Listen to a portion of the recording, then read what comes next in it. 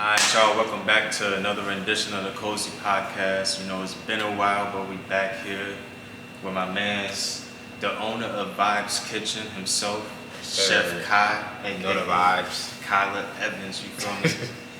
How you been, man? Been busy. Word. Been busy. That's all I can say. Been busy, but good busy. Word. Been busy, but good busy. As you all may know, Kyler is the owner of Vibes Kitchen, you feel me, his own food business. You could tell him a little bit of the background, you feel me, for the ones that don't know. Word. So my business is Vibes Kitchen, you feel me? My second year running the business. Been official since January of 2022. Started it in April of 2020. Then I started selling plates May of 2020. I've been selling plates since. Out of the crib, started out of the crib, like out of the crib. And now I'm like in an official establishment running the business. So it's a little slight time frame of what I came from. Word. Tell him where we at right now. City Kitchen, you feel me? Like he said, bro started off serving food out the crib, and now he's serving food out of his own kitchen. You feel me? How does it feel? It feels great, I ain't gonna lie, because I really came from the bottom now, really building my foundation. So it feels great.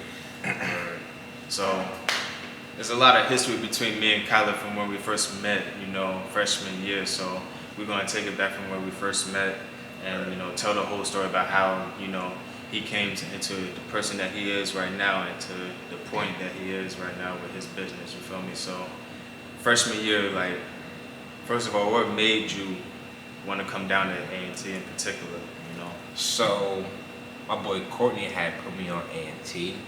I was doing research in colleges. I just really couldn't find a college that was for me.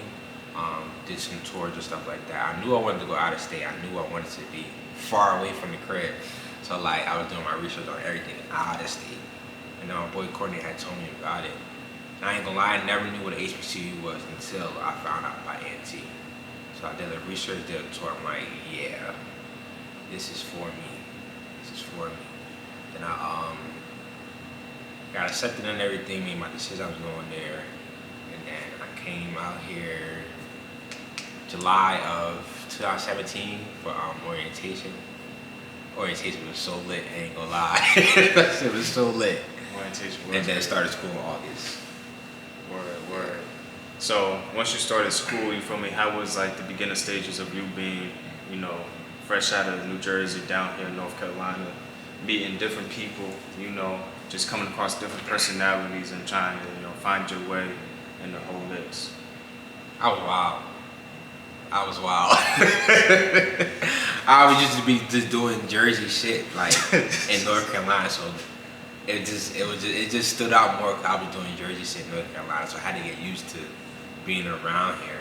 But I still never changed myself. I just kind of like made it comfortable, like made everyone comfortable, so it wasn't like, why is he acting like that? But that's just how we act in Jersey. If you know how the Jersey people act, or someone from up north act, it's way different from how people act down here. So I just had to like get used to being just surrounded, but I never changed myself. I remember hella moments in the caf, outside the caf, late nights, chilling. I never forget that one night we heard gunshots, and then the police pulled up on us that one night outside of the bookstore. It was me, you, Zach, and Courtney, bro. And then it was like, did you guys hear gunshots? And we was like, nah. And then we seen a car just speeding down the road towards us, and then we all got back after that. Bruh. Yo. How quick I remember about that though. Yo, it was like, it's one of the memories that's like, you remember certain parts of it, but you don't remember the whole thing. That shit is always like, It was a lot of stuff that happened freshman year. Yeah. A lot of different moments that happened. Niggas was wild, I ain't gonna lie. Facts. But sophomore year was like, that's when niggas like kind of came into their own a little bit at the school at A&T and kind of just settled into like friend groups and like, you know, who they were becoming as people, you know. So talk about like the transition from like what you came here for into like you going into doing food and making that your main priority. Right. So most people think I was like probably like a business major or something like that. I was a criminal justice major. It had nothing to do with any type of business, culinary.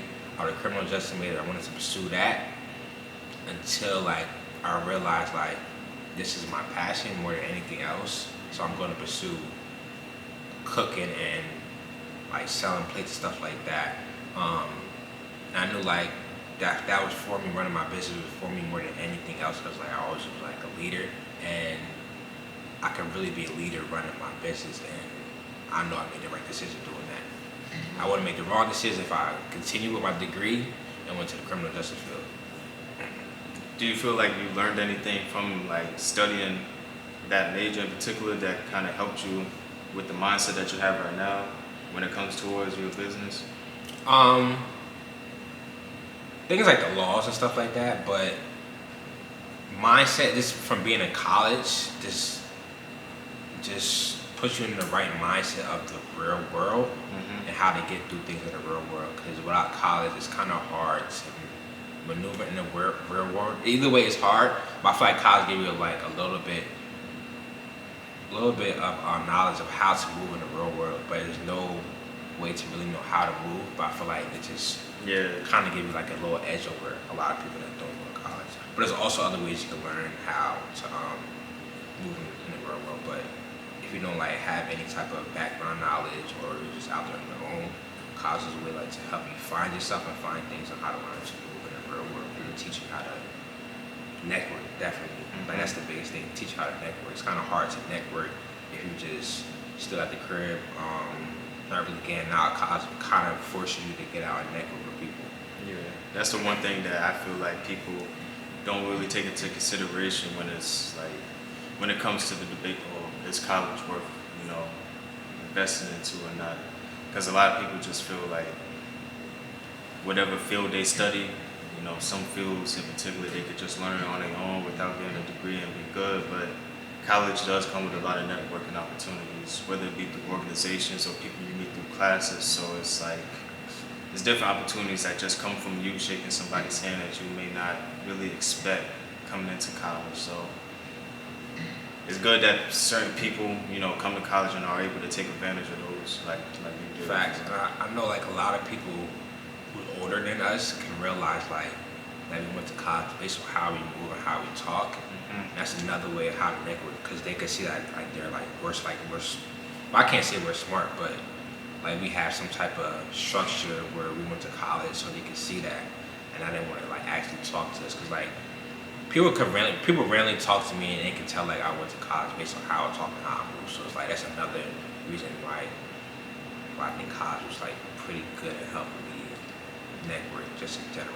Yeah, it definitely adds to your character and like the person that you become. And when it comes to like having a business mindset, I do feel like college, just the environment in general, being around different personalities and learning how to balance, being around different people of different ages with different mindsets kind of helps you navigate how to, talk to people in the real world, like how I was talking about. It kind of does guide you and push you on the right, path towards, being able to communicate and just have a good balance with, interacting with people in the real world. And how do you feel like, the transition has been like from doing it while you were in college to, you graduating and now you're doing this full time now? Transition. My bad, go ahead. It's all good. My last part was, how does it feel like knowing that you are able to, and you obviously are catering to more than just a college crowd now, and how does the marketing and the mindset change with that? So my mindset is definitely like, I don't know how to like explain how my mindset changed, but it changed like a lot.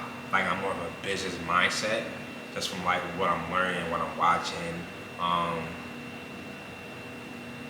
It's just like, it's hard to explain like how much my mindset really changed. You had to like meet me to see like how much my mindset changed.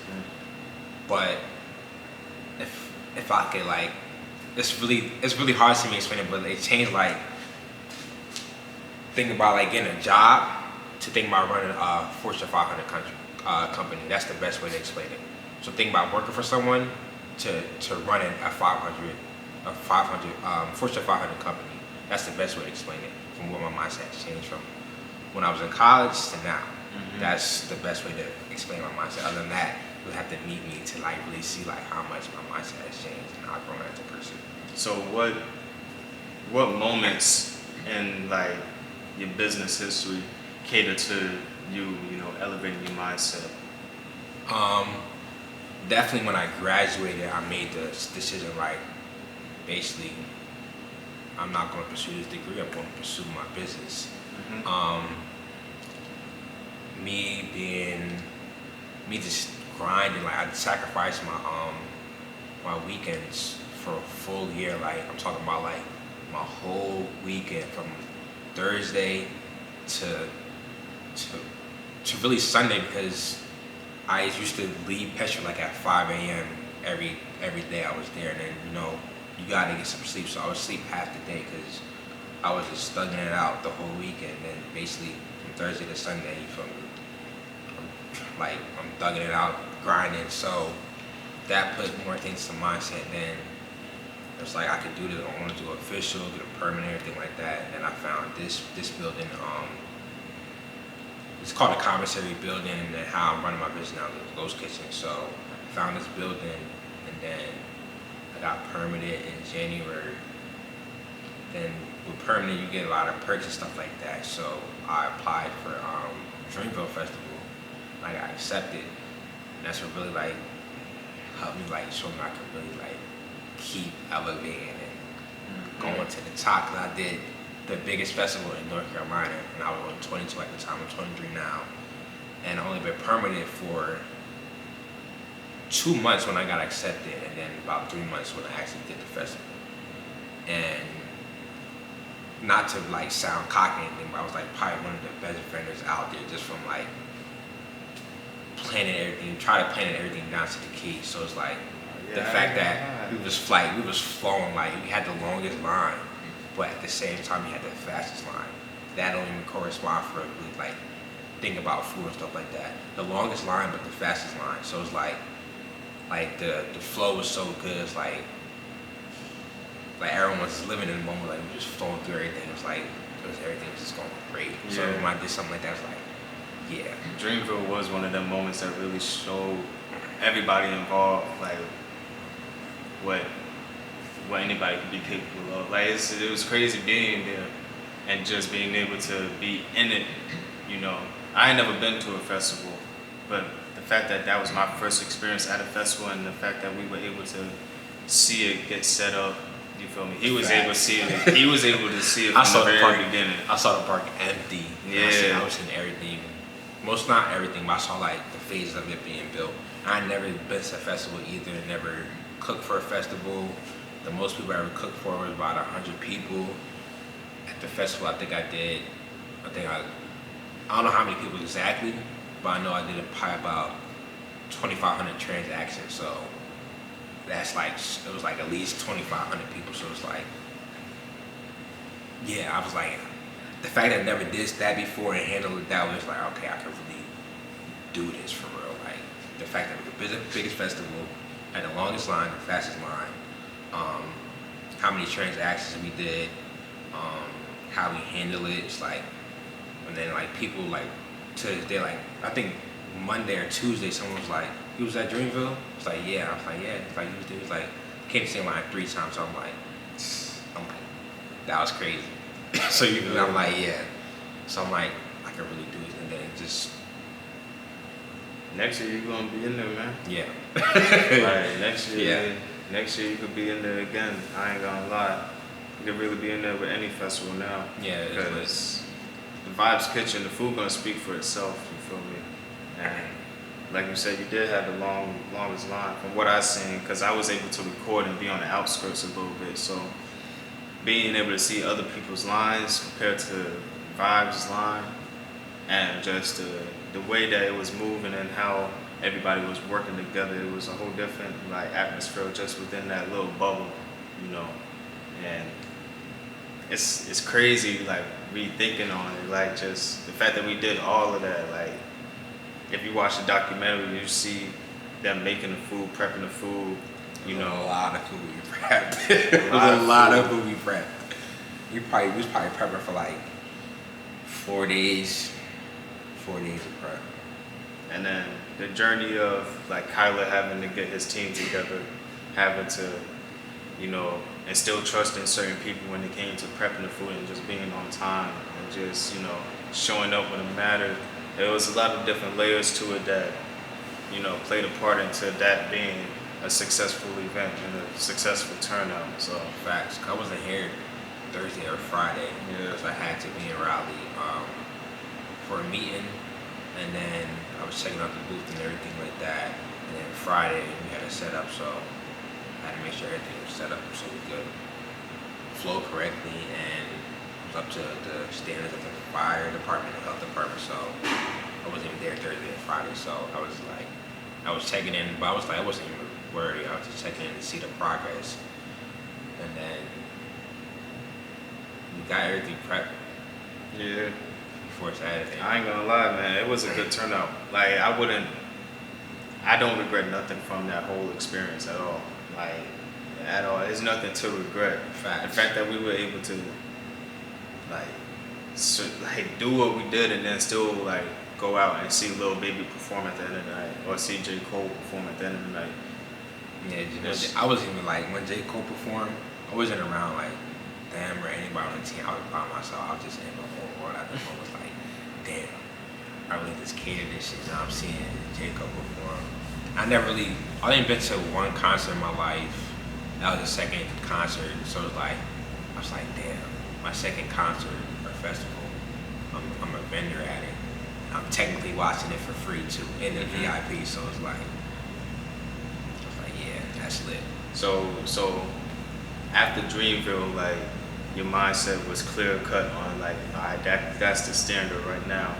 So talk about the journey from Dreamville to now and how like you progressed steadily throughout that time. Yeah, so Dreamville definitely set it off because I know people was looking for me even after the festival. Like I was looking at some of the comments on the Facebook Dreamville page, Raleigh food. I think it's Raleigh Food Track had posted me too, and they were still looking for me. Like they couldn't find me. I was in VIP, so it was like only VIP could really get in VIP. So that set it off. So I know people were definitely looking for me after the event, and then I was just learning. I was just, like the whole process of learning process, like throughout me running my business, I was learning a lot, and then my business definitely started taking off in the summer, like on different levels. Like okay, like I was doubling my numbers. I doubled my numbers from May to June, like literally doubled my numbers. So it's like, okay, shit getting serious. I'm like, yeah, shit getting serious. I'm like, I know I gotta lock in, like for real, like, I really gotta lock in to make sure everything is right, cause shit getting serious. Mm-hmm. So at this point, you feel me, where you're at right now, how do you feel about, you know, yourself overall with the success that you've had and, you know, accepting the failures that you may have come across that you may not have spoken about, you feel me? Like, how do you feel about the whole experience as a whole? And I know you see yourself in certain areas and in certain places, but, you know, let the people know, you know, where you see yourself in the long run or where do you want to take this business, you know? I want to definitely say that everything I did was foreshadowed before in some type of way. Mm-hmm. So where I'm at now was definitely foreshadowed somewhere along my process. Even I want to say even Dreamville was foreshadowed too, but I forgot how it was foreshadowed. So it's like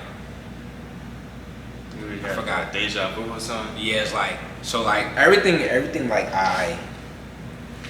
I've done so far has been foreshadowed in some type of way. Like most of the stuff like how I'm doing now, like in the Ghost Kitchen, like me selling out, things like that. It foreshadowed like maybe one day, like my numbers like now, it's probably like one of my best days. Like I would have been shocked, like when I got like making this amount of selling, this amount of plate and a half. Yeah. That been 4 shadows. Now I'm doing that every day. So it's like I feel like I be tested to see how I handle things, and when I handle things well, I was like, okay, you can handle that. So now it's like God's like, I'm not gonna throw it at you right there and then, but I can see that you handle it, so I'm about to build you up to it to learn exactly what you need to do to continue doing that consistently. So like, when it comes to like, you know, those type of messages that you get, you feel me? Like, do you just like, is it something that you just have a conversation with yourself about and just be like, okay, I understand what I need to do to get there, and I'm just gonna trust the process?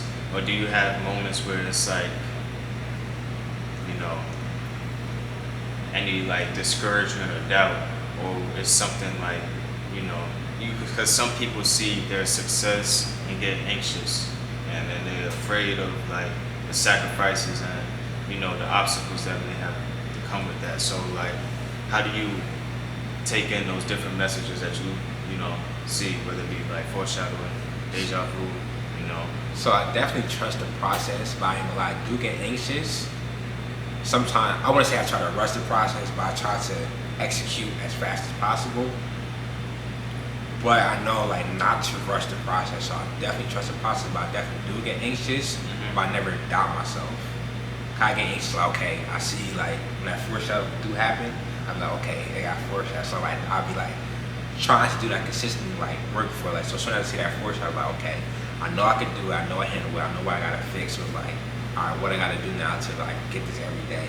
So I work for it. I get anxious, try to get to it, but I know to trust the process. Like, all right, I know when it happened again, I gotta do this like that to fix this, and do it like that to make it better. So it's like, I definitely trust the process, but I definitely get anxious when I see it for itself. It's like, okay, I want to get to it now, because if you see it already, it's like when you see your future, it's like, all right, I want it now, but it's like you got to take the small steps to get there. So it's like, all right, I got to take the small steps to get to the big picture.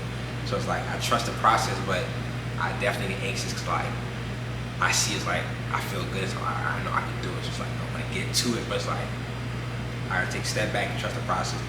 Take every small step, take off every small step, so all the small steps basically build the big steps. So when it comes to being a leader and like working over people and putting people in certain roles and having to trust certain people to follow through in certain areas, how do you, you know, balance your emotions and, you know, your mindset as far as the business end of things, you know? How do you really control, you know, not say like a temper or anything, but how do you control your emotions in certain aspects, whether it be with customers, with colleagues, or, you know, just any other business realm that, you know, may come into interaction? So definitely the customer is probably the hardest part. Because not everyone's gonna like your food. So I'm gonna say that there right there and then. Not everyone's gonna like your food. But sometimes I deal with any customers. Like, I was trying to explain to the customer like about how something worked or something like that, and then it got to a point where she was like cursing me out. So it was like the old Jersey me, like if it was me freshman year, I would have cursed her right back out. But it was like, I'm not even gonna entertain that. Like when she was cursing me, I said, okay, have a good day, man, thank you. And I hung up the phone. I'm like, I'm not gonna entertain that because like I'm not gonna entertain something negative like that. If she would have talked to me like a regular person calmly, I would have talked to her calmly back too. But it's like, I know everyone's not gonna like your food, so it's like only so much I could do. And there was nothing I could do in that situation because she started cursing me out. So I was like, all right, I'm gonna just chill out, not even feel like, So not even let it phase me for real. So, like, do you have like situations where customers like, you know, not necessarily get to that point where they start cursing you out, but like, you know, they'll have a disagreement and then like, you know, end up having to come turn around and like see your side of things and like, you know, trust your end of the bargain? Or is it like you deal with customers that, you know, because I don't know how it is with the food industry, you know, and So- dealing with like balancing out the different emotions that you deal with every day, because everybody that you deal with is a different personality, and food in general you know, it means a lot. You feel me? Like what you intake, you know, it do mean a lot. So I can see why people sometimes get upset when it comes to how something is made or how something is presented to them in certain, you know, settings. But So yeah, first, if the customer comes at me crazy, like disrespectful, trying to curse me out, I'm not gonna pay him no mind. But the customer be like, okay, I didn't like this. I'm like, all right, thank you. So I can fix it. And I try to fix it as best as possible. Um, and then I go back and see if I can fix the problem myself. So I try to fix the problem with the customer, and I try to go back and see if I can adjust something to make whatever the problem was better. But the customer is coming at me like, oh nah, I ain't like this, or you need to do this better. Like coming at me, cursing at me, it's like, I'm not comparing no mind. If it happens again and someone else brings it up to me, I'm like, all right, I know I need to fix it because someone else brought it up to me. But the customer comes at me like, as a regular person, because people tend to treat people like in the food industry like they're basically nothing. So it's like people come at you regular person, I respect that 100 all the way. I try to fix it like the best I can. But if you come at me like disrespect, was like, all right, I'm not gonna pay you no mind. You're just not gonna be my customer again. On to the next. So it's like you just gotta pick your poisons. yeah, you gotta pick your poison. You just gotta basically people who respect you, you gotta respect them back and basically fix those who are respecting you. The fact that they're talking to you respect means that they actually like see something in you or see like, all right, I like this business, I didn't like this, how they did this. Like they're gonna talk to you with respect. But if they're not gonna be a customer again, they're gonna disrespect you and talk to you crazy. So it's like that's the one you really pay no mind because like they're not gonna be a customer again to talk to you like that. So talk about how, because we all know like food, like making food is something that like is sacred. So talk about the energy and like the mindset that you have every day just to keep yourself calm to be able to do what you do on a daily basis. When I'm prepping, I'm probably listening to music, like, cause music is my safe space. Like, I definitely, and I'm always just like, not always, but I listen to a lot of R&B more than anything else, or like something more chill, something with more meaning. So I definitely listen to that while prepping my food, cause like it puts me in a good mood. So like energy transfer. So, and I always try to stay in a good mood. It's like if you don't see me in a good mood, that means something really wrong. But like if you know me in general, it's like my energy is always good. So I try to keep my energy good, just so like kind of energy transfer, and I guess transfers to food. So I try to keep my energy good and try to put literally tender love and care into my food every time I prep it or cook it. So like as a business owner and you know someone that you know caters food and makes food, from this point on, do you like see yourself in situations where like you're able to let your emotions like be expressed in certain areas that you aren't, you know, letting them be expressed now because of the professionalism? Or is it ever gonna get to a point where, you know, you're just, you know, reserved on that and you're not paying no mind completely, like you said, to, you know, certain things that may get you triggered, like customers cursing at you or, you know, colleagues, you know, coming at you a certain way? I feel like there's always a time and place for everything. I feel like when you have a business, it's never the time to come out of character. Yeah. Because that one time come out of character, they're gonna use that against you forever. So it's like I try to stay as calm, cool, and collected as as possible. possible. As calm, cool, and collected as possible, because it could bite you. It could bite you in the ass longer than anything else, and you being a nice person. Someone that once you snap, that could drag you for a year. Because there are a lot of people that are like, you know, chefs or like cooks, and they have the energy, like the negative energy with them, and they carry it throughout their work and onto their colleagues as well. So it's like those people are still working every day and, you know, doing their job, but that's also food that's being, you know, ingested by, you know, their everyday customers.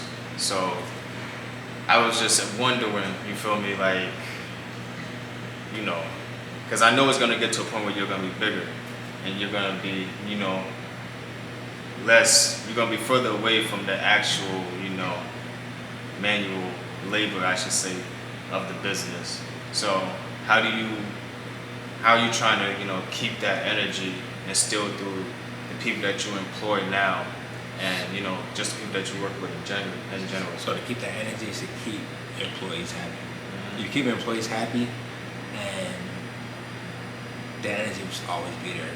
Like, I know just from watching like Slutty Vegan, that's someone like I'm inspired by because of her story and how big she is and how she's franchising right now. She's like location after location after location, and when I seen her grand opening and like her employees doing her videos, they're all like, their energy is there. So it's like, I know if I can keep that energy there with my employees, then the energy will always be there. And like, you got like your employees gotta like you, or your employees gotta be happy. Keep your employees happy, then the energy will always be there. Okay. Yeah. So, what created that from the beginning? What is it that allows you to wake up every day and be able to come and do this day in and day out without having that mindset of second guessing yourself on whether or not this is the right move or not? Foreshadow. Things get foreshadowed, so it's like, I know big things is coming, so it's like that foreshadow is gonna keep me going every day, and then I'm not gonna stop until I make it to the top. So it's like, even if things are not foreshadowed, I'm gonna like draw the picture myself, even if it's not being foreshadowed. Like, I'm not gonna let that stop me to get to the top. That's, you see it in your head first. Yeah, like I see it in myself first. Things get foreshadowed. I manifested. It's my destiny, so I'm gonna get to the top. And I'm not gonna stop at the top. At the top, we're one of the biggest franchise Jamaican restaurants in the world. So I know right now probably the biggest one is Golden Crust, and they're really known for the beef patty. I'm trying to be known for my food in general. So I know I'm not gonna stop until I got a Fortune 500 company that's franchising one of the biggest Jamaican franchise restaurants in the world. So ain't nothing stopping now. And I'm young too, so I got a lot of time to do that and learn how exactly to do that. So is there anybody that you kind of not necessarily look up to? I know you mentioned Slutty Vegan, but is there anybody that you're kind of inspired by on the business too when it comes to the food? Not really. I really try to stay in my own lane with a lot of things. But I came across Slutty Vegan, like I like kind of how she started, and how she's moving, and the whole branding behind her thing, like the Slutty Vegan, like her stuff is really called like slut things like that. So I think that's pretty cool how you can really brand that and really sell that, and people not be like, oh, this is inappropriate. Like the branding behind her stuff is like, okay, if you really know how to brand your stuff, no matter what it is, it can be anything. And it's also the energy, like you said, that she has behind it. It's not nothing negative.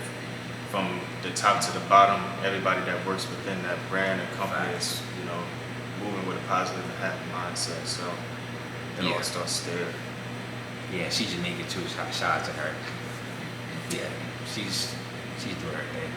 I'll be watching her stuff. She's doing her thing. So you really just gain inspiration from yourself at the end of the day, and like your own motivation to want more for yourself. Facts. And honestly, motivation is like, you need something to fuel that motor. Inspiration comes from within. So when you're inspired or have inspiration from something, that's coming from within. But when you're motivated, that's coming from another outside source that's added to the motor, fueling the motor. You see what I'm saying? So I'm inspired more than anything else. So I get motivated by things, but I'm always inspired because that's coming from within. Yeah. So I want to ask you, like, where do you see yourself by the end of the year? I know we're in the last quarter of the year. 2023 is about to happen. So it's like, with this new year about to come in, like, how are you feeling about, the new 365 days that you're about to have to kind of grow and expand a little bit more? And 365 days is going to be lit. That's all I'm saying. I got a lot of things planned. I'm learning a lot. I'm learning how to move smarter. So with that, I got a lot of things planned on elevating the business. You think you're gonna ever get a location back up in Jersey? Yeah, when I franchise it. Yeah. Cause I started in Jersey and I brought it out here. I know when I franchise it, I'm definitely gonna get one in Jersey, just cause that's really where I started at in Jersey. But yeah, I'm definitely gonna have a location in Jersey. Yeah. Word. So, you got any last remarks? Any last words that you want the people to know? You feel me? Matter of fact, before that, let them know what your favorite dish is from, yourself, and what you think they should order when they tune into your menu. That's hard. Cause it's like a low key change a lot. I don't taste my food like that, so when I do taste my food, it's like I fall in love with it again. Cause like I don't eat it every day. One, for the fact that I try and don't get higher supply. You feel me? Going for that fat, and just because I try not to eat it every day, but when I do eat it, it's like damn, this shit is good. So it's like it changes all the time. But my favorite thing.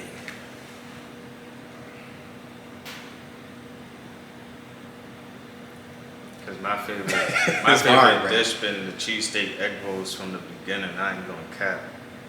I started off. I remember I think the first plate I ever got was a sticky Henny wings with the mac and cheese and yams.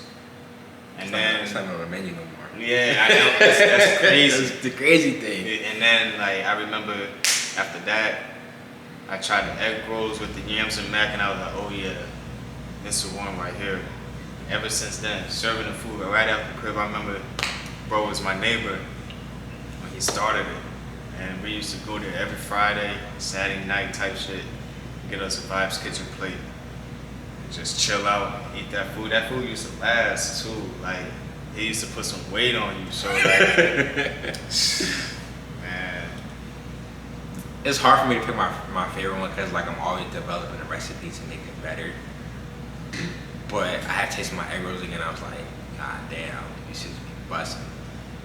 That's a so it's I don't know, it's hard because it changes all the time because I'm always trying to make my recipe better. So it's like every time I try it again, it's like this shit is good. So what's one thing that not one food item, but a genre of food that you could see yourself adding to the menu over time? It's kind of hard. Because I took the soul food off, I probably definitely added back with more factors. But I definitely probably will stick in the Jamaican route, Jamaican and soul food route. I'm gonna definitely bring the soul food back. Just for right now, I'm sticking to my menu just for how it's working out. But right now, it's kind of a mixture of both my menu. It's kind of a mixture of Jamaican food and soul food, mostly on the Jamaican side, just because it's selling more than anything else. Moxtail sell out every day. Right. Sell out every day, man. The moxtail be moving. Rasta pasta, all that junk. Yeah, rasta pasta is big. Yeah. I make a lot of sauce too. Making like a half a pan of sauce. That shit crazy. Yeah. But yeah, any last remarks, any last words you want to give to the people? You feel me? You gotta let them know where they can find you. I know they probably know your handles and everything, but still. You can find me at Vibes Kitchen on everything. VYBEZ. Make sure you spell it right. Kitchen. VYBEZ. Make sure you spell it right. Kitchen. You feel me? Don't make sure you spell it right in there. That's not how you spell it. Vibes Kitchen. You feel me? For the vibe. It's Vibes Kitchen.